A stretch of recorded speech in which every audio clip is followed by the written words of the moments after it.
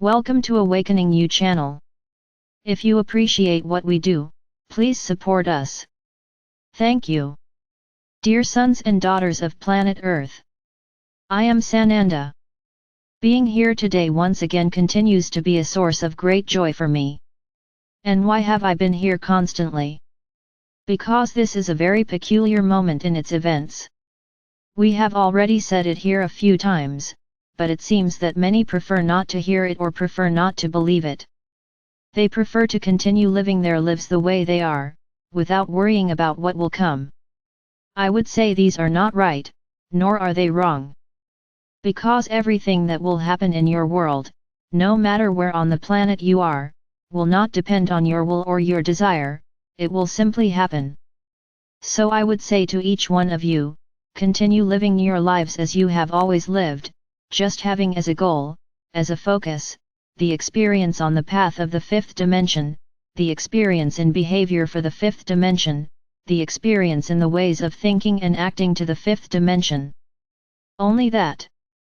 The rest is nothing to worry about, because nothing will stay in place, nothing will be the same. Do you think we will take over this planet and keep everything that exists today? What do you think we are? Children playing moving pieces on a board? Or beings who are concerned with making an entire race evolve? Until this moment we have not given up on anyone. There is not a being on this planet that we have ever said, we wash our hands of this. Does not exist.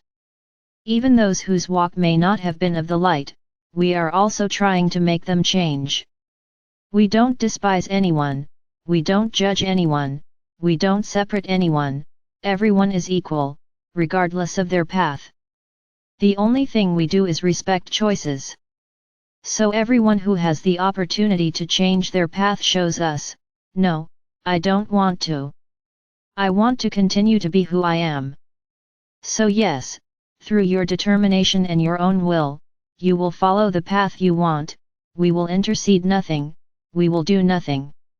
Don't think that we are here playing games, playing guessing games or trying to make you parts of a toy, which we are manipulating here outside. We wouldn't be who we are. My mission was to evolve this planet. When I took on this mission as planetary Christ, I said to myself, I will evolve the Earth. And this is what I have done, this is what I have caused, with the help of everyone around me, but based on my decision. I made this decision, I convinced everyone in the universe to come help this planet. And here we are in the final stretch. The worst part has already been done, the worst part was in terms of freeing the planet, because this planet was tied up, dark, totally isolated from the rest of the universe. This no longer happens, Gaia is free, receiving all the light from the central sun as it always was. And she is preparing by leaps and bounds for her own ascension. But at no point did I separate the planet from men. The planet will go along with its race, with the human race that is within it, within its atmosphere. I never imagined evolving the planet and leaving no living being on this planet. You are part of a new process that is ascension in the physical body. Many think it is an easy process, it is not. It's a radical change in their bodies, in their minds. And we are doing everything gradually, so that the reactions are as mild as possible. But many continue to doubt, many continue to think that everything we say is nonsense, is wasting time, is involving you in an aura of hope that doesn't exist, in something that won't happen. So when I come here or any of us come here and ask you to vibrate light, that you vibrate peace, that you vibrate light for your brothers and for the planet, we are not here to joke. We know what is behind everything, we know what is being manipulated behind everything. Your planet, this planet Earth, has been released outside into the universe. The freedom of your people has not yet happened, it is happening gradually, because we do not want to shock humanity, we do not want to bring exacerbated hatred or desperate revolt. We are doing everything calmly, so that everyone can analyze exactly what they feel. So when we tell you, listen to your hearts. How do many interpret it? Ah, My heart tells me this. But have you connected to your divine presence? Have you listened to your higher self? Or has your mind told you what your heart says? The vast majority here still don't know and don't understand what it means to listen to the heart. Many understand the following: "Ah, I like bananas, I don't really like oranges." Then we said, listen to your heart. "Ah, my heart says I like bananas, so I'm going to eat bananas." But if you had listened to your higher self, he would have said, "Look, the orange may be bitter, you may not even like it very much, but it does you much more good than the banana." Did you listen to your heart? No, you heard what your mind wanted you to hear. What you like, what you want, this is not listening to your heart, this is listening to what your mind, your ego wants you to believe is your heart. You still do not understand what it is to go to the divine presence.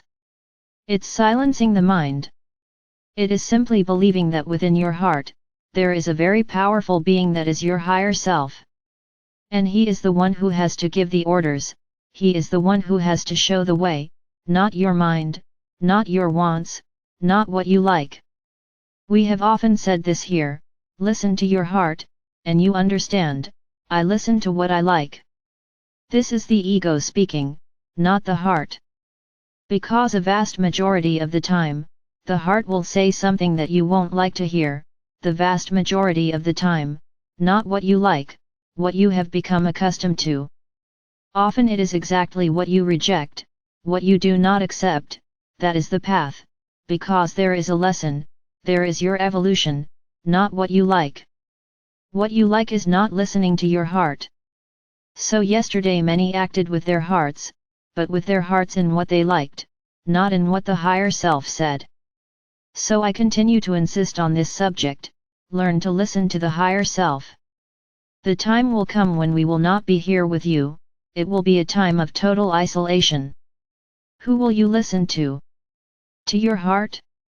So I tell you that you are in a bad way, because at this point in your walk, you would have to be listening to your higher self, because he is the one who will tell you the path to take, the decision to make, what actions you should take. It's him, not the heart of what you like. And you won't have someone else to ask, what are you going to do, so that you can do the same, you will only have yourself. But not your mind, not your ego, you will have to have your higher self as a friend, not your heart or mind.